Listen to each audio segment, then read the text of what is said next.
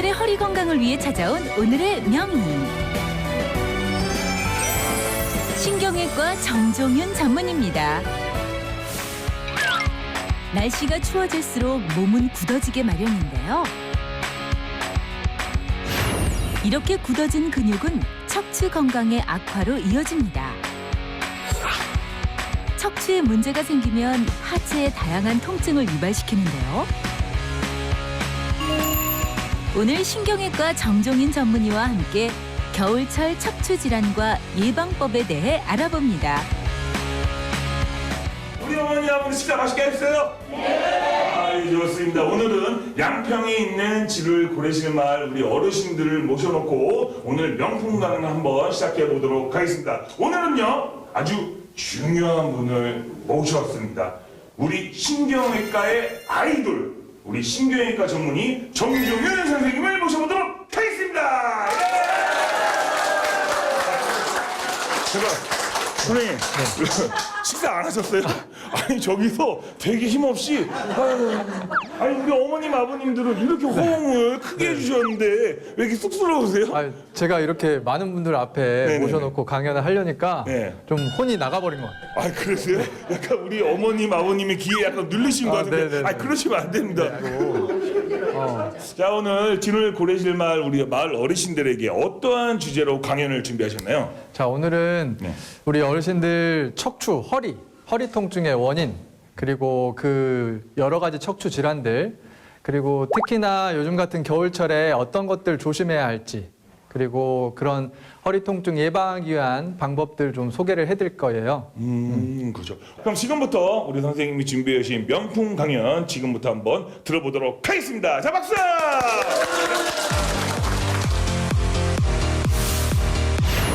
추운 겨울에는 경직된 근육으로 인한 척추 통증과 빙판길 사고로 골절의 위험이 높은데요.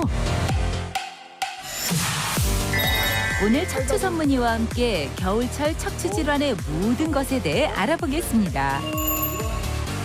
척추 질환의 원인과 예방법까지 낱낱이 공개합니다. 겨울철 농민을 괴롭히는 척추 질환의 모든 것. 이제 2019년 된 지 얼마 안 됐어요. 올해도 어르신들 새해 복 많이 받으시고요. 제가 오늘 준비한 강연 조금이라도 도움이 되셨으면 좋겠습니다.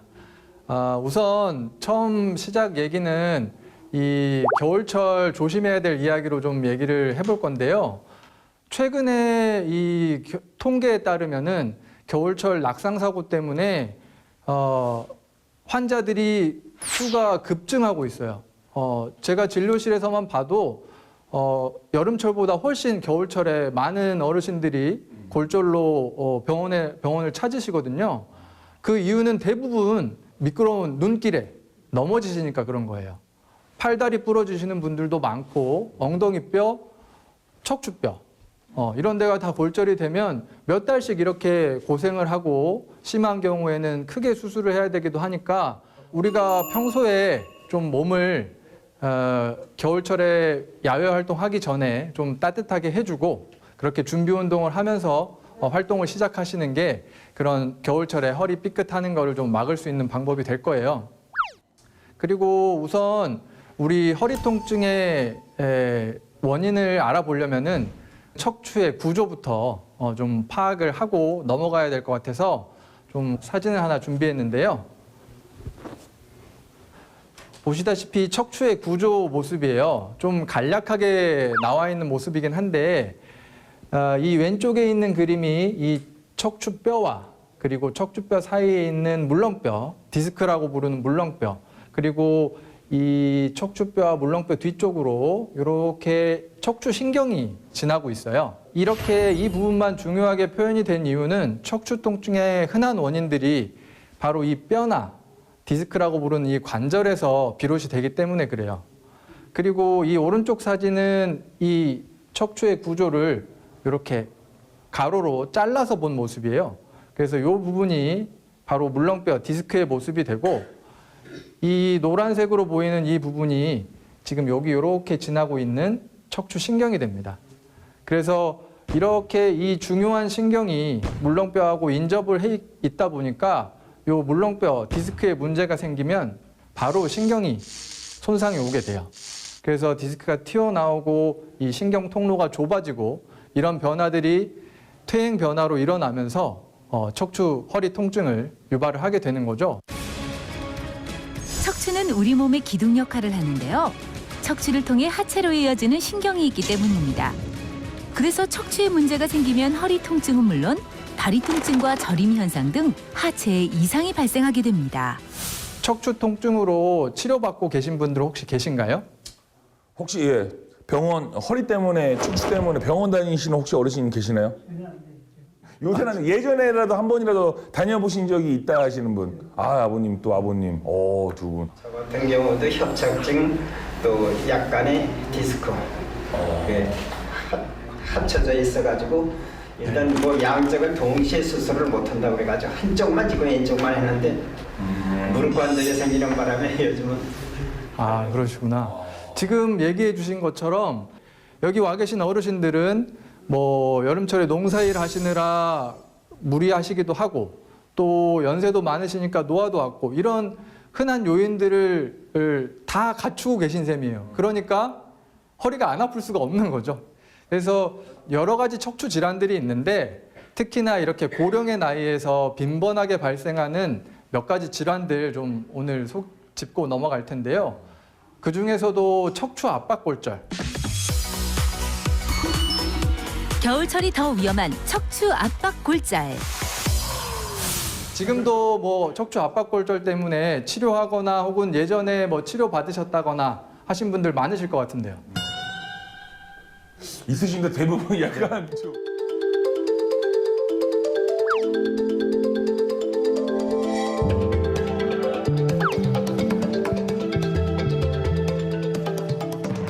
근데 척추 압박골절이라는 단어가 약간 좀 어려워서 네네. 아마 알고는 있는데 이게 그건지는 잘 모르셔서 아마 안 드셨을 경우도 네, 있거든요. 좀 생소한 네. 단어일 수 있겠는데 네. 말 그대로 골절이고요.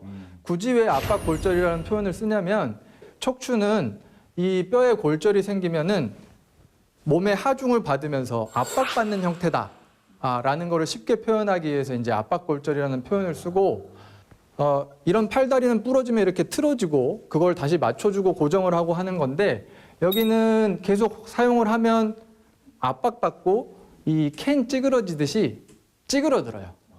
그래서 원래 이런 모양의 뼈가 찌그러져 버렸기 때문에 위아래 뼈들도 연쇄적으로 골절이 또 쉽게 일어나게 되고 이게 심하게 찌그러지게 되면 이 뒤에 지나는 신경을 뼈 조각이 누르게 돼요.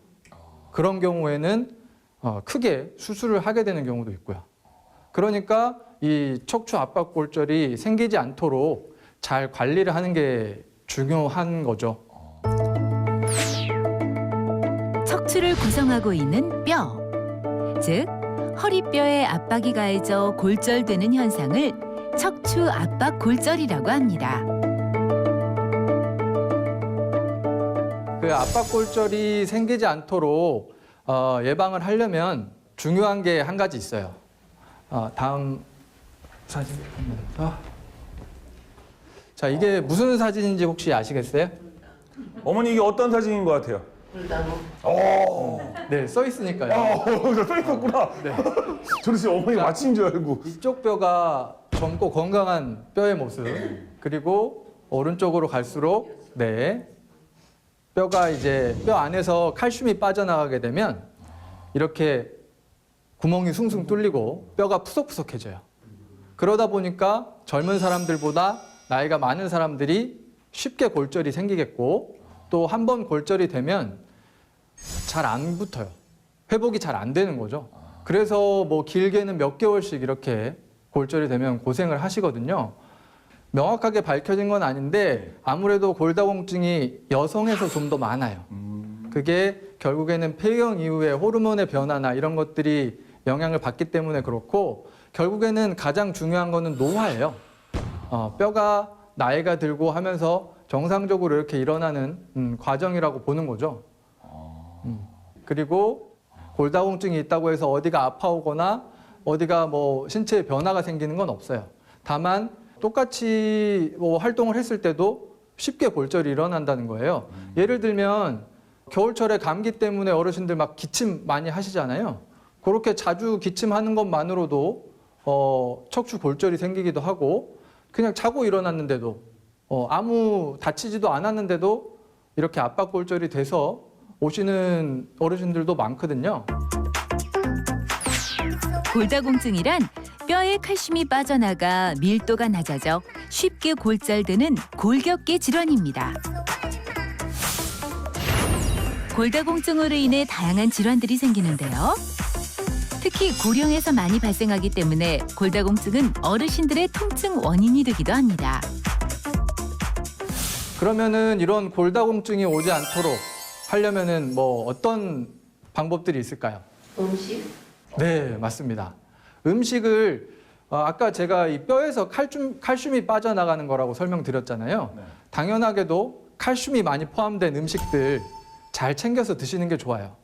요즘에는 그 건강 보조 식품들 많이 있잖아요. 네. 그런 식품들도 우리 몸에 칼슘을 보충해주는 역할을 하게 되는데 말 그대로 보조 식품이지 우리가 직접 우유나 뭐 멸치 이런 음식물들을 섭취하고 내 위장에서 그거를 흡수하고 이런 것들이 제일 첫 번째예요. 또 단백질, 그러니까 육류나 뭐 콩 같은 단백질이 포함된 음식을 몇 끼니 가능하면 몇 끼니 좀 챙겨 드시고 지방이 포함된 음식들은 좀 적게 드시고 이런 식습관으로 충분히 골다공증을 예방을 할 수 있고 또 골다공증이 있는 상황이라도 이렇게 빨리 진행되는 거를 조금이라도 늦출 수가 있어요. 네, 선생님. 네. 골다공증 음식이 나왔잖아요. 네네. 근데 제가 콩밥을 싫어하거든. 두부도 싫어하는데 그걸 많이 먹으려는데. 네네네. 근데 이 라또 있죠.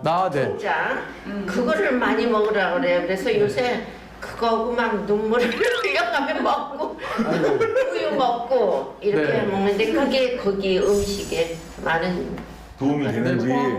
네, 앞서 제가 말씀드렸던 것처럼 그런 것들이 다 골다공증 예방에 도움이 되는 음식들이에요. 근데 이렇게 너무 드시기 힘드셔가지고 진짜 억지로 먹어요. 네. 억지로 먹었어. 약 먹는 거 같이. 억지로까지 드시지 않더라도 다른 좋아하는 음식들 좀 찾아서 드실 수 있을 것 같은데.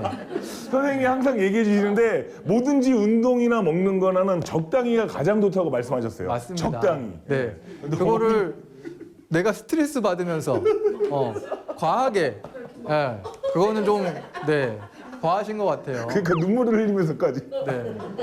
그리고 골다공증의 역할을 하는 중요한 우리 몸의 요소 중에 하나가 비타민 D예요. 비타민 D는 음식으로 섭취를 하기보다는 우리가 햇볕을 쬐면 피부에서 비타민 D를 만들어내요. 그렇기 때문에 이런 뭐 날씨 춥다고 방 안에만 웅크려 있지 말고 밖으로 좀 나가셔서 일광욕이라 그러죠. 햇볕만 조금 쬐주셔도 우리 몸에서 충분한 비타민 D를 만들어냅니다.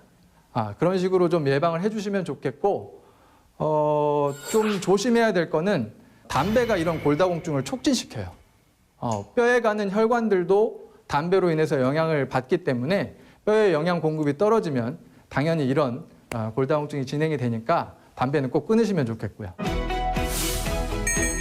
골다공증을 예방하기 위해서는 칼슘과 단백질이 들어있는 유제품과 육류, 두부 등을 챙겨 먹고 하루에 10분 이상의 일광욕을 해야 합니다. 또 흡연은 골다공증 최대의 적이니까 금연 잊지 마세요. 근데 궁금한 게 있는데 네네. 골다공증만 잘 관리하면은 골절 같은 건 아예 안 생기겠네요. 그렇게 생각하실 수도 있겠는데 이렇게 골다공증이 없고 젊고 건강한 사람도 분명히 골절이 되잖아요. 그 골절이 될 만한, 그러니까 사고가 일어날 만한 상황들을 좀 주의를 하셔야겠죠. 그러니까 미끄러울 만한 곳들, 그러니까 빙판길 같은 곳들은 가능하면 좀 피해서 우회해서 다니시는 것도 좋고, 또 이런 겨울철에 활동할 때 왜 추우니까 주머니에 손 놓고 걷고 이러시는데 가급적이면 장갑을 끼고 손을 빼고 이렇게 걸으셔야 넘어졌을 때 신체 중요 부위를 덜 다치실 수가 있는 거예요. 이런 별거 아닌 것 같지만 사소한 것들만 좀 유념을 해 두셔도 겨울철 낙상 사고 많이 줄이실 수 있을 것 같고요. 그리고 이제 지금 여기 허리 아프신 분들 대부분이 이런 큰 뼈의 문제, 골절이 아니더라도 만성적인 허리 통증 혹은 뭐 다리로의 통증 이런 것들 가지고 계신 분도 있을 거예요. 그런 증상의 가장 흔한 질환이 바로 척추관 협착증입니다. 척추도 나이가 든다. 척추관 협착증. 이 사진은 척추관 협착증을 좀 알기 쉽게 보여드리려고 준비한 건데요. 이 부분이 정상 신경 통로 부분이에요. 이렇게 동그란 형태로 보이는데 이 앞에 디스크나 이 뒤에 있는 관절, 인대 이런 조직들이 나이가 들면 점점 두꺼워져요. 두꺼워지면 이 안에 있는 신경이 이렇게 목 졸리듯이 좁아지는 거예요. 그러니까 이 신경이 지나는 통로, 요 길을 우리가 척추관이라고 하고 좁아졌다라는 뜻으로 협착증 이렇게 표현을 하는 겁니다. 요 신경이 머리에서 내려오는 중추신경이에요. 그리고 여기서 나오는 신경 가지들이 빠져나와서 허리 주변 다리로 분포를 하는 신경이기 때문에 허리가 문제가 생겨서 허리병이 생겼는데 다리까지 아파오는 겁니다. 어르신들이 대부분 처음에는 요통, 허리 통증으로 증상이 시작이 돼요. 근데 허리 통증은 오랜 기간 지나다 보면 몸에서 익숙해지고 다리 쪽으로 내려오는 증상에 신경이 집중되면 이제 허리는 별로 안 아픈 것 같은데 엉덩이가 아프고 허벅지 종아리가 당기고 조금만 걸어도 다리가 터질 듯이 아파서 쪼그려 앉아서 쉬어야 되고 조금 걷고 또 쉬고 이런 것들을 반복하면서 보행하는 패턴을 보이는 게 이 척추관 협착증의 전형적인 증상이에요. 이 외에도 다리의 근육 경련 있죠. 뭐 쥐가 난다던가 또 저림, 시림, 또 심한 경우에는 감각이 떨어지고 근육량도 좀 줄어들고 힘도 떨어지고 이런 증상들까지 오실 수가 있어요. 아, 네. 쥐가 나면은 막 어떻게 몸을 어떻게 할 수가 없어요. 네. 그런 증상이 있어요. 양쪽 다리로 쥐가 다 나시는 한쪽만 그러세요?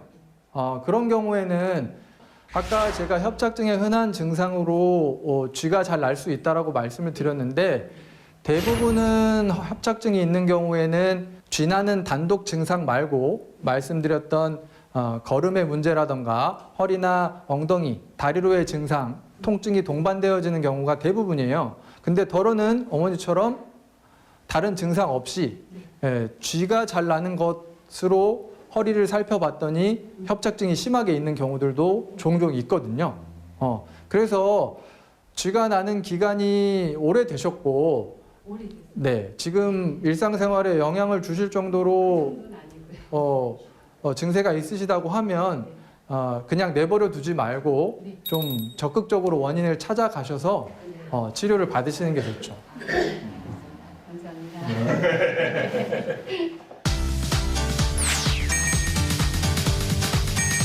척추관 협착증이 발생하면 하체 쪽이 저리거나 바로 눕거나 엎드려 자는 것이 힘들고 또 보행 시 수시로 쉬게 되며 허리를 구부정하게 굽힌 채 보행하는 등의 증상이 나타납니다. 척추 질환 치료법. 이 척추관 협착증은 증상 초기에는 뭐 주사나 시술 말고도 일반적인 치료들이 있죠. 물리치료나 간단한 먹는 약으로 대부분 증상 조절이 돼요. 그게 사실 첫 번째 단계라고 생각을 하시면 되고 그런 치료들로도 이제 효과가 없고 계속 증세가 더 나빠지는 상황에서 이제 주사 치료나 시술 치료 같은 것들을 하게 되는 거고 그런 치료들이 어느 정도는 또 효과가 있어요. 그게 반복이 되다가 결국에는 이런 퇴행 변화들이 점점 협착을 심해지게 만들면 결국에는 수술이 필요한 경우도 생기게 되는 거죠. 비수술적 치료가 있다고 하셨는데 그 비수술적 치료는 어떤 게 있고 또 어떻게 하는지 그게 좀 궁금하거든요. 자, 수술은 직접적으로 내 눈이 됐든 현미경이 됐든 절개를 하고 몸 안으로 들어가서 이 안의 문제를 해결하는 거기 때문에 그거를 수술적인 치료라고 얘기를 하게 되는 거고, 시술 치료는 이 몸속에 접근을 하는 방식이 그렇게 넓은 범위를 마취하거나 피부 절개 없이 가느다란 관이 진입하는 부분만 국소 마취를 하고 이 문제 지점에 접근을 해서 이 협착증을 치료하는 것들이 바로 시술 치료예요. 예전에는 심장 혈관 치료하려면은 절개해서 크게 열었어야 됐어요. 근데 요즘에는 혈관으로 관이 들어가서 이렇게 치료하는 것처럼 이 협착증도 아주 가느다란 관만 들어가서 보다 수술 치료보다 훨씬 간단하게 치료를 할 수 있는 거죠. 그래서 그렇게 시술을 하면 수술은 회복 기간도 오래 걸리는데 시술은 치료하고 나서 뭐 몇 시간만 좀 안정했다가 바로 활동할 수 있고 그런 부분들이 장점이 되고요. 이런 협착증이 있을 때 가장 요즘에 대표적으로 하는 시술 치료가 풍선 확장술이라는 치료예요. 이 부분이 좁아졌기 때문에 넓혀주려는 목적으로 개발이 된 치료 방법인데 아주 가느다란 관이 들어가는 부분만 국소 마취를 하고 그 관이 이제 안전한 공간으로 영상을 보면서 이 협착이 있는 지점까지 이 관이 오는 거죠. 그래서 풍선 확장술이니까 그 관은 끝에 달려있는 조그마한 풍선으로 이렇게 넓혀주는 거예요. 이 협착이 일어나면서 신경 주변 조직들이 다 엉겨 붙어요. 그거를 유착이라고 하는데 그런 부분들을 공간을 확보를 해서 주사 약물이 이 신경 치료를 하게 되고 그 효과로 인해서 협착증을 치료를 하는 게 바로 그 풍선 확장술입니다.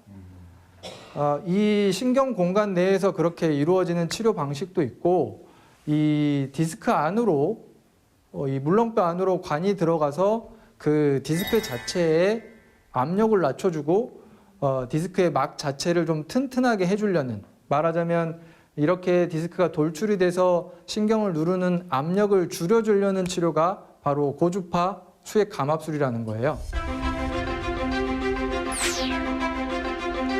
고주파 디스크 감압술은 척추관 협착증의 비수술적 치료 중 하나인데요. 척추관을 압박하고 있는 디스크 부위를 고주파 열로 자극해 축소시켜 척추관을 넓히는 치료입니다. 선생님, 종합검진이라는 것도 1년에 한 번, 2년에 한 번씩 받잖아요. 네, 약간 건강검진 하시죠. 건강검진 같은 거. 혹시 협착증이나 뭐 허리 건강에 대해서도 이렇게 검진 같은 것도 무슨 주기가 혹시 있나요? 척추관 협착증 같은 퇴행 질환은 딱히 그런 주기가 없습니다.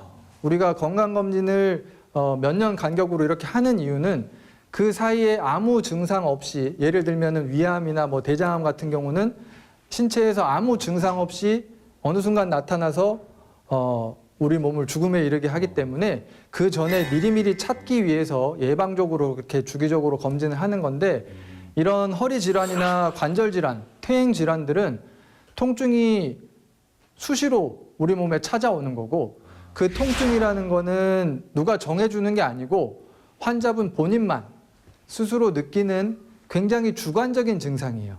이 근본적인 원인 자체는 몸속에 계속 있는 거기 때문에 증상이 없더라도 정기적으로 병원에 방문해서 내 몸 상태가 어떤지, 내 퇴행 변화의 정도는 어떤지, 그게 최근에 갑자기 더 진행되고 있지는 않은지 좀 체크를 해보시는 게 좋겠습니다. 아니, 어머니가 선생님 너무 강연을 너무 열심히 하시니까 목마르실까봐 네, 야, 또 이런 거는 또 처음이네요. 야, 역시 즐길 줄 아는 우리 어머니. 역시 아, 진짜. 지금 근데 제 목소리가 점점 쉬어가고 있어요.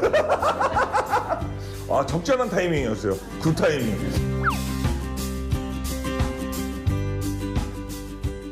사실 이런 척추 질환이 생기기 전에 어떤 병이든 예방을 미리미리 해놓으면 크게 올 수 있는 병도 줄일 수가 있고, 크게 통증이 생길 것도 적게 지나갈 수 있고 그런 법이거든요. 그래서 몇 가지 간단한 생활 수칙들 좀 말씀드릴 건데요. 건강한 척추를 위한 생활 수칙. 첫 번째는 표준 체중 유지예요.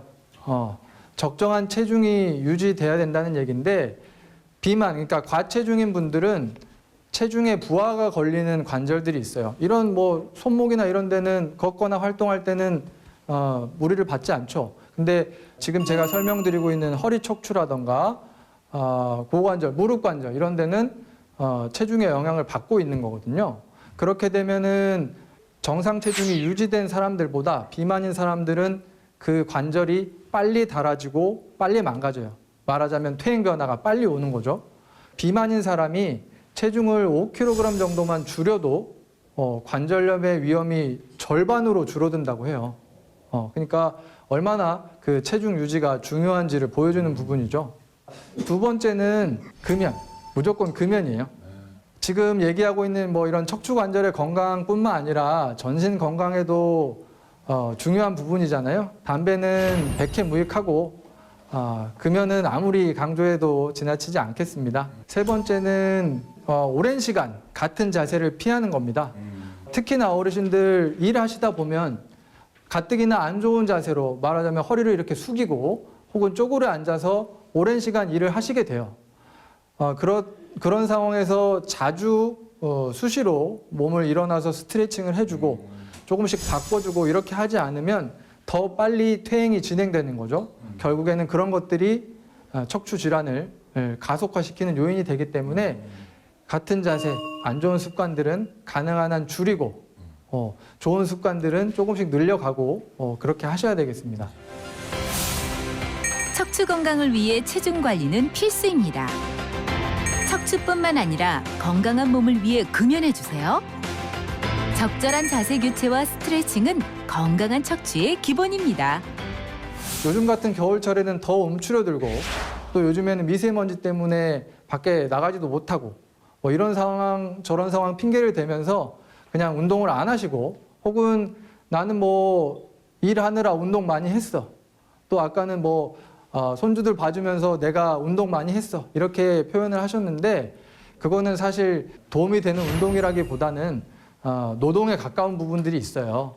그래서 충분히 쉽게 따라하실 수 있는 운동법들이 있으니까 그거를 너무 무리하지 마시고 어르신들 뭐 유연성이나 근력에 맞게 적정한 수준으로 조금씩이라도 괜찮으니까 매일매일 꾸준히 그렇게 하시는 게 건강에 많이 도움이 됩니다. 꾸준히 어르신들 실내에서 쉽게 다른 관절에 무리 안 주면서 꾸준히 조금씩 해볼 수 있는 운동법들 좀 소개해드리고 또 같이 따라서 해보고 하는 시간 좀 가져보겠습니다. 허리 통증을 극복하는 생활 속 운동. 그 운동은 제가 또 조교로 제가 또 그럼요. 네. 어르신들 중에 한 번 약간 비교도 하는 거 괜찮을 것 같은데 그리고 그러면 우리 이장님, 자 우리 사모님께서 잠깐만 그래도 정말로 호응도 잘해주시고 했기 때문에 저랑 같이 한번 평소에 운동을 많이 하셨으니까 저희 그럼 어떻게 합니까? 그러니까 일단 바닥에 일단 누워볼게요. 어머니 일단 아니 천장 보고 천장 보고 네, 일단 천장 보고. 어머니 그쪽으로 들어오실 거예요? 손바닥을 바닥에 해서 조금 넓혀서 이렇게 자, 그리고 이 상태에서 무릎을 편하게 굽혀주세요. 무릎을 네. 자, 되셨죠? 네. 이 상태에서 호흡을 내쉬면서 엉덩이를 위로 쭉 들어 올려주세요. 저희 잘하죠. 네, 맞습니다. 네, 그리고 몇 초 유지하셨다가 천천히 내리시고요. 이때 이렇게 하실 때 엉덩이를 들어 올리면서 들어주세요. 이렇게 가슴에서부터 무릎까지 일직선이 되도록 유지를 하는 거고 지금 여기 어머니처럼 팔에 너무 힘을 주시지 마세요. 팔에는 힘을 빼고 엉덩이하고 배나 척추 근육으로 이 자세를 유지를 하면 자연스럽게 척추 근육이 이완이 되고 수축이 되고를 반복을 하게 되고 우리가 평소에 이렇게 허리 젖히는 운동 있죠. 이거를 누워서 하는 거예요. 자, 다음 운동 해볼게요. 다음은 어떻게 자, 합니까? 똑같은 자세에서 네. 이번에는 무릎을 살포시 이쪽 아니요. 너무 돌리실 필요 없어요. 살포시. 이 정도? 이렇게 하고 목은 반대 방향으로. 네. 이렇게. 허리는 돌리지 말고 근육만 돌아가게. 네네네. 맞습니다. 지금 척추 디스크가 서 있는 자세에서는 하중을 받는데 누워있는 자세에서는 압력을 받질 않아요. 그렇기 때문에 누워서 이렇게 운동을 하면 훨씬 허리에 부담을 덜 주고 이런 스트레칭이 훨씬 시원한 느낌을 받으실 거예요. 생활운동 첫 번째. 바닥에 누운 후 무릎을 세워주세요. 숨을 내쉬며 가슴과 무릎이 일직선이 되도록 허리를 들어 올려주세요. 들어 올린 상태로 5초에서 10초간 유지해주세요. 생활운동 두 번째. 바닥에 누운 후 무릎을 세워주세요. 무릎을 붙인 상태에서 한쪽으로 다리를 넘기고 시선은 반대로 향해주세요. 5초에서 10초간 유지하고 양쪽으로 반복해주세요. 이제는 일어나셔서 무릎 꿇고 앉아볼게요. 무릎 꿇고. 약간 기도하듯이 손을 앞으로 쭉 내밀듯이 엎드리는 겁니다. 네. 아니요. 자, 저도 같이 할게요. 네. 자, 요렇게.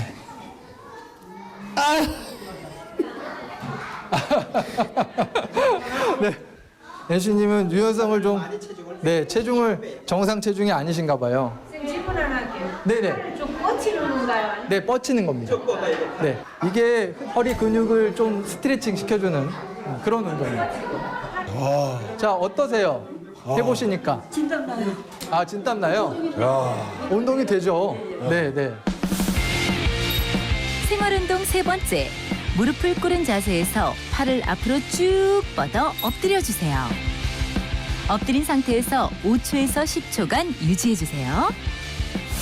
조금 전에 말씀드렸던 것처럼 체중 유지 위해서 식단도 조절하고 운동도 하고 이런 식으로 자기 생활에 대한 노력들 어르신들이 해주셔야 되고요. 그에 맞춰서 적절한 진단, 적절한 치료가 꾸준히 이루어지게 되면 남은 우리 추운 겨울도 더 따뜻하게 그리고 남은 우리 어르신들 100세 인생도 훨씬 더 건강하게 지내실 수 있을 거라고 생각합니다.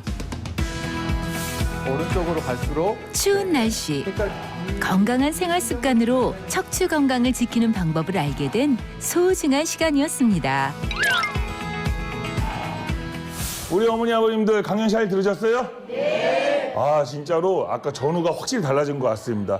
그리고 저는 오늘 강연을 들으면서 오늘 많은 걸 느꼈습니다. 그리고 또 많은 걸 반성했습니다. 앞으로 선생님 말씀하신 대로 제 적당한 체중 유지하고 그것을 지키도록 하겠습니다. 다시 한번 명품 강연을 해주신 우리 선생님 다시 한번 큰 박수 부탁드리도록 하겠습니다. 예.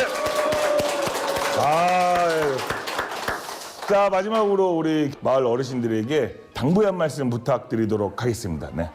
네, 날씨가 많이 추워요. 네. 어르신들 오늘 제가 마을 다니면서 살펴보니까 네. 위험한 요소들이 많이 있더라고요. 아까 말씀드렸던 것처럼 항상 그런 부분들 유념하셔가지고 건강하시고 100세까지 오래오래 건강하게 지내셔서 이런 기회 있으면 또 자주 뵙고 하시면 너무 좋을 것 같습니다. 네, 좋습니다. 다시 한번 큰 박수 부탁드리도록 하겠습니다. 예. 합병증에 대해서 전혀 몰랐었는데 오늘 명희 선생님 강의를 듣고 많은 거를 배웠습니다. 감사합니다. 우리가 모르고 있는 거, 늘 하는 것도 운동이지만 하여튼 자기심에 맞게 적당히 하라는 그런 그 말씀에 아주 공감했고요. 명강의를 들은 것 같습니다. 우리 이제 남은 여생에 좋은 보탬이 되겠습니다. 감사합니다.